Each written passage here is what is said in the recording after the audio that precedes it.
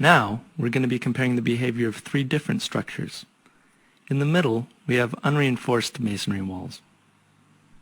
On the left, we have confined masonry walls, which are made up of individual masonry units, confined around the edges by representative reinforced concrete elements. On the right, we have a moment frame, which is made up of the representative concrete elements alone. Now, keep in mind that the reinforced concrete beams and columns of a confined masonry system tend to be sized much smaller than those of a concrete moment frame system. So, while we'll see the system acting as a moment frame, the small size of the members will give it a relatively low capacity. Let's shake these structures in plane.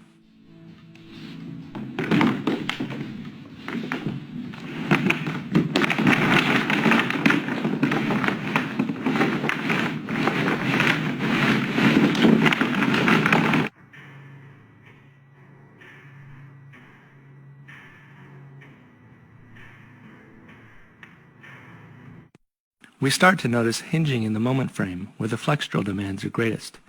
It's important to note that though the moment frame here is yielding first, that doesn't mean that a concrete moment frame can't make a good lateral system.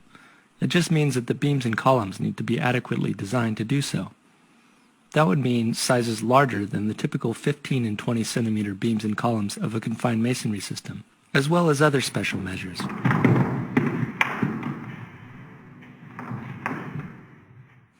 In the unreinforced masonry system, we see diagonal cracks forming, shortly followed by the complete disintegration of the masonry wall.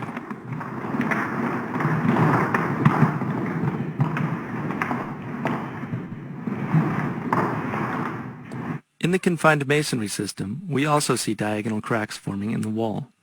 As the wall deforms, these two corners pull apart from each other, causing tension. As we know, masonry alone is weak in tension, and similar to the unreinforced masonry system, we see cracks develop. However, the confining elements postpone the complete disintegration of the wall. In a related note, when the wall corners move together, a compression strut forms, which is an important mode by which the seismic force at the roof finds its way down to the ground.